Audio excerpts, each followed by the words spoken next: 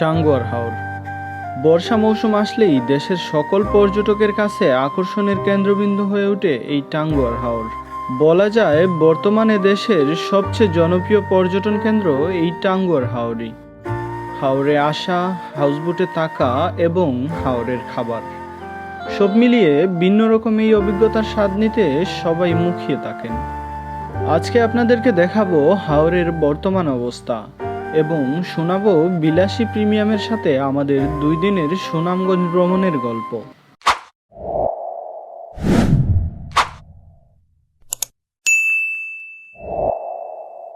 সুনামগঞ্জে সকাল থেকে ঝুম বৃষ্টি, তবে আমাদের ট্যুর সুনামগঞ্জ শহর থেকেই হয়, খুব একটা অসুবিধায় পড়তে হয়নি।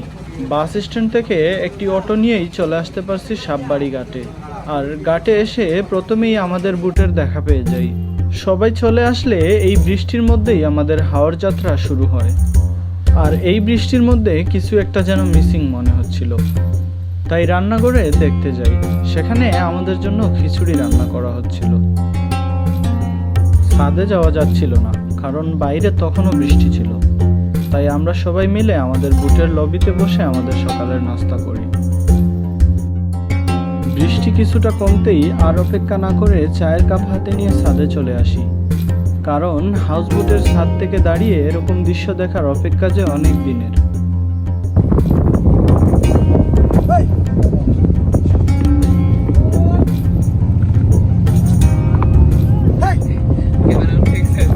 তারপরের পুরো সময়টা ছিল এই বৃষ্টি, এই মেঘের খেলা। আমরা শুয়ে বসে কিংবা গল্প করতে করতে হাওরের দিকে অগ্রসর হতে থাকি। আর পুরোটা রাস্তা জুড়েই আমাদের চোখের সামনে ছিল এইরকম মনোমুগ্ধকর দৃশ্য, যা দেখতে দেখতেই আমরা প্রায় 5 ঘন্টা পরে টাঙ্গুয়ার হাওরের ওয়াচ টাওয়ারের পাশে এসে পৌঁছাই। অনেক তো হলো ভিউ দেখা, কিন্তু আমরা এখন ওয়াচ টাওয়ারে। আর ওয়াচ টাওয়ার মানেই গোসল করা কিংবা ছোট ছোট মাঝিদের থেকে সুন্দর সুন্দর গান শোনা। আমাদের ক্ষেত্রেও তার ব্যতিক্রম হবে না। আমরা এইখান থেকে একটা ডিঙ্গি নৌকা নিয়ে ওয়াচ টাওয়ারের আরো ভিতরের দিকটা দেখতে যাই প্রথমে। তারপর এসে আমরা গোসল করব ওয়াচ টাওয়ারের পাশেই।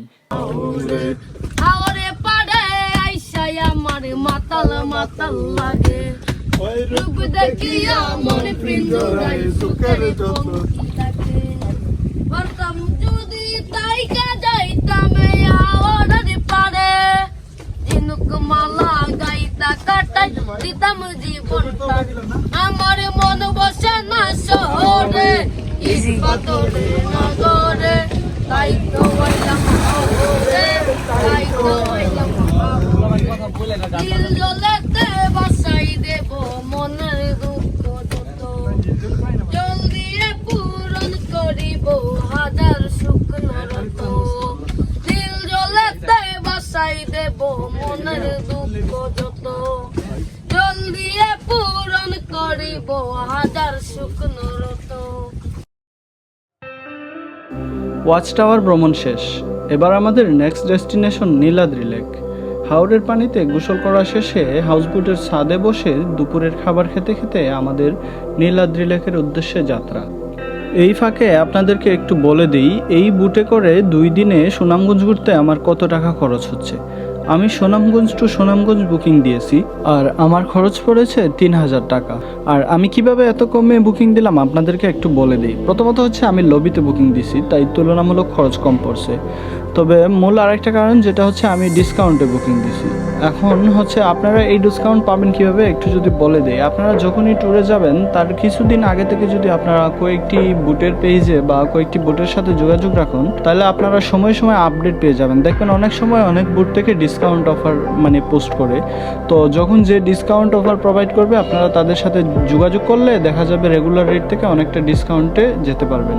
আর বিশেষ করে ডিসকাউন্টে যেতে হলে আপনাকে অবশ্যই হচ্ছে ছুটির দিন বাদে বুকিং দিতে হবে। শুক্র শনিবার এবং অন্যান্য কোনো সরকারি ছুটির দিন বাদে বুকিং দিলে হচ্ছে ছুটির দিন বাদে এমনিতেও 500-1000 টাকা কম থাকে প্রতিটা বুটের বুকিংয়ে। তো আপনারা যদি এইভাবে বুকিং দেন আপনারা তুলনামূলক অনেকটা কম খরচেই ঘুরে যেতে পারবেন। কারণ 3000 টাকা হচ্ছে 2 দিনের খাবার সহ এরকম একটা প্রিমিয়াম হাউস বুটে আমার মনে হচ্ছে আমি উইন করেছি, এটা আমি বলতেই পারি। তো অবশেষে আমরা চলে আসছি আমাদের নেক্সট ডেস্টিনেশন নীলাদ্রি লেকের পাশাপাশি। আমাদের নৌকা এখন নীলাদ্রির পাশে নোঙ্গর করবে এবং খুব সম্ভবত আমরা আজকে রাত্রে এখানেই থাকবো। নীলাদ্রি লেকের পাশে টেকের ঘাটে এসে আমাদের নৌকা নোঙ্গর করা হয়। আজকে রাতে আমরা এখানেই থাকবো। আর আগামীকাল ভোরে এইখান থেকে রওনা দিয়ে আমরা যাব আমাদের নেক্সট 2টা ডেস্টিনেশন, জাদুকাটা নদী এবং শিমুল বাগান।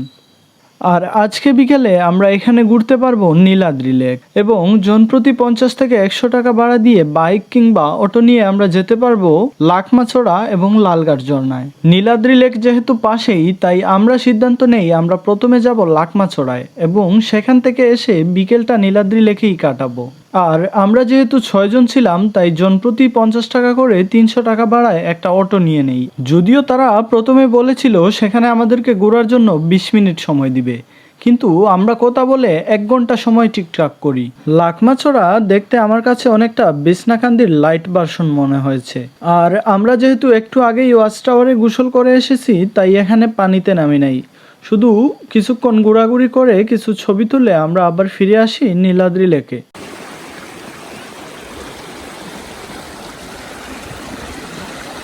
সমস্যা নাই, 6:30টায় সন্ধ্যা হয়, তার মধ্যে নীলাদ্রি ঘুরতে পারবো।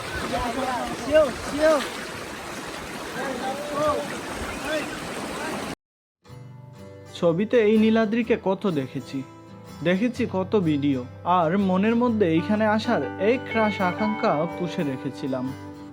আজকে আমি নীলাদ্রিতে, আর পড়ন্ত বিকেলের এই সময়টা এখানে বসেই পার করব। লেকটা আসলেই সুন্দর, এক পাশে পাহাড়, আরেক পাশে কিছু উঁচু উঁচু টিলা, আর মাঝখানে একটা রাস্তার পাশেই সুন্দর এই লেকের অবস্থান। এখানে বসে বসে একটা কথাই ভাবতেছিলাম যে ভ্রমণ না করলে কত কিছুই যে অদেখা রয়ে যেত।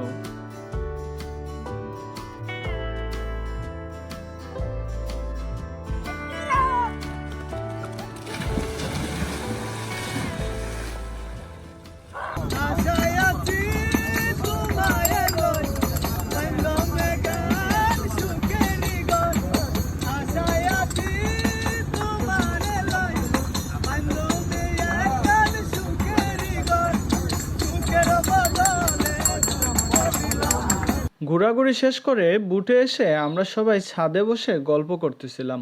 এর মধ্যে আমাদের ডিনার রেডি হয়ে গেলে রাত 10টার দিকে আমাদেরকে লবিতে ডাকা হয়। আমাদের দুপুরের খাবারের আয়োজনে ছিল হাওরের বোয়াল মাছ, আর ডিনারে দেওয়া হয়েছে দেশি মুরগির মাংস এবং প্রতিবেলার খাবারের সাথে 2-3 টাইপের ভর্তা এবং ডাল তো আছেই।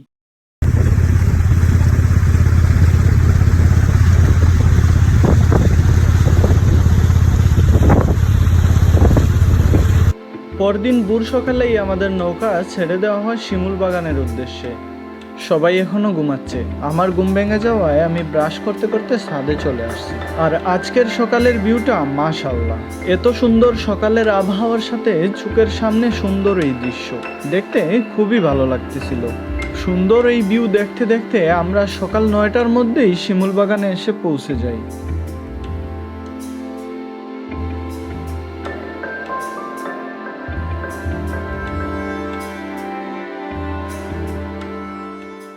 বর্ষাকালে শিমুল বাগানে ফুল থাকে না, তবে সবুজ বাগান থাকে। শিমুল বাগান জায়গাটা সুন্দর, তবে টিকিট দিয়ে দেখার মতো কিনা সে ব্যাপারে ভিন্ন জনের ভিন্ন মতামত রয়েছে। তবে এতটা খরচ করে যেহেতু ট্যুরে আসছি তাই এখানে আর 30 টাকা বাঁচানোর চিন্তা করলাম না। গাছ এবং ঘাস সব মিলিয়ে পুরোপুরি সবুজ এই বাগানের ভিতর দিয়ে হাঁটতে আমাদের ভালোই লাগতেছিল। বিশেষ করে বাগানের সামনে ওয়াচ পয়েন্টের মতো একটা জায়গা আছে, সেখান থেকে সামনের নদীটা দেখতে ভালোই লাগতেছিল। সামনে ভারতের পাহাড়গুলোতে মেঘও করেছিল। সব মিলিয়ে ভালোই সময় পার করেছি। তবে এখানে আমরা বেশিক্ষণ থাকবো না, আমাদের ব্রেকফাস্টের সময়ও হয়ে গেছে। আমরা বুটে গিয়ে ব্রেকফাস্ট করতে করতে আমাদের নেক্সট ডেস্টিনেশন বারেক টিলার উদ্দেশ্যে রওনা দিব।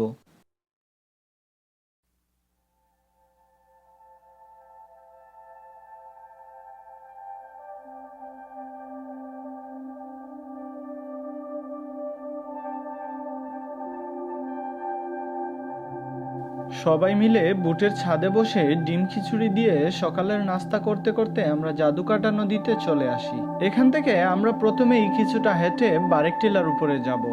আর যারা হেঁটে হেঁটে টিলার উপরে উঠতে পারবেন না তারা চাইলে বাইক নিয়ে উঠতে পারবে।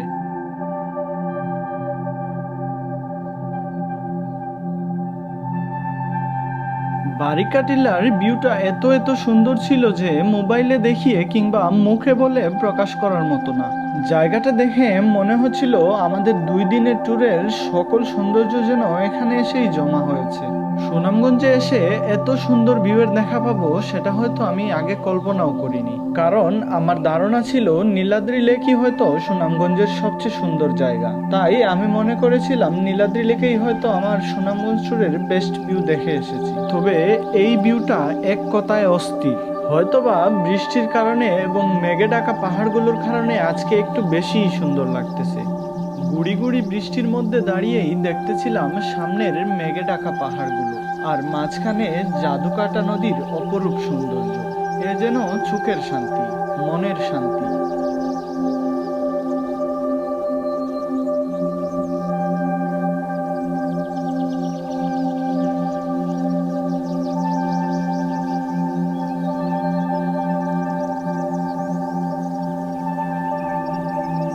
ঘোরাফেরা অনেক হলো, তবে এবার আমাদের ফেরার প্রস্তুতি নিতে হবে। তবে ফেরার আগে আমরা যাব জাদুকাটা নদীর ওই পাশে, কারণ ওই পাশে পানির নিচে কাদা নাই, বালু। আর যেখানে বালু থাকে সেই জায়গার পানিটা স্বচ্ছ থাকে। আমরা সেখানে গিয়ে গোসল করব। তারপর ফিরতে ফিরতে আমরা দুপুরের খাবারটাও সেরে নেব। আর আজকে দুপুরের খাবারের জন্য আয়োজন করা হয়েছে হাওরের প্রধান আকর্ষণ হাঁসের মাংস। তবে শুধু হাঁস নয়, আমাদের জন্য আয়োজন করা হয়েছে রাজহাঁসের মাংস। খাবারটা মুখে দেওয়ার পরেই বুঝতে পারলাম হাওরে আসার পরে হাঁসের মাংস দিয়ে খাওয়ার ব্যাপারটা সবাই কেন আলাদাভাবেই বলে। আজকের খাবারের স্বাদের রেটিং দিতে গেলে 10-এ 10 দিতেই হবে। রান্না প্লাস হাঁসের মাংসের স্বাদ সব মিলিয়ে খুবই সুস্বাদু হয়েছিল খাবারটা।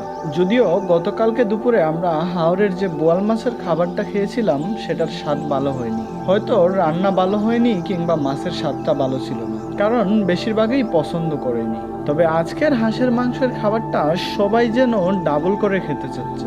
হাওর ট্যুরের শেষ বেলায় এই মুখরোচক সুস্বাদু খাবার খেয়ে ট্যুরটা শেষ করতে পারতেছি। এখনো অনেকটা পথ যেতে হবে আমাদের। সুনামগঞ্জ গিয়ে পৌঁছাতে আমাদের সন্ধ্যা হয়ে যাবে। আর ম্যাক্সিমাম বুটগুলোর ট্যুর প্ল্যান এরকমই হয়ে থাকে যে প্রথম দিন সকাল 8টার মধ্যে রওনা হয়ে দ্বিতীয় দিন সন্ধ্যার মধ্যে সুনামগঞ্জে এসে পৌঁছানো। যেতে যেতে আপনাদেরকেও আজকের মতো বিদায়। দেখা হবে নতুন কোনো জায়গায়, নতুন কোনো ভিডিওতে। সম্পূর্ণ ভিডিওটি দেখার জন্য আপনাদেরকে ধন্যবাদ। আমার ভিডিওটি ভালো লাগলে লাইক কমেন্ট করে দিবেন। আর আমার চ্যানেলে নতুন হলে একটা সাবস্ক্রাইব করে দিলে খুশি হব।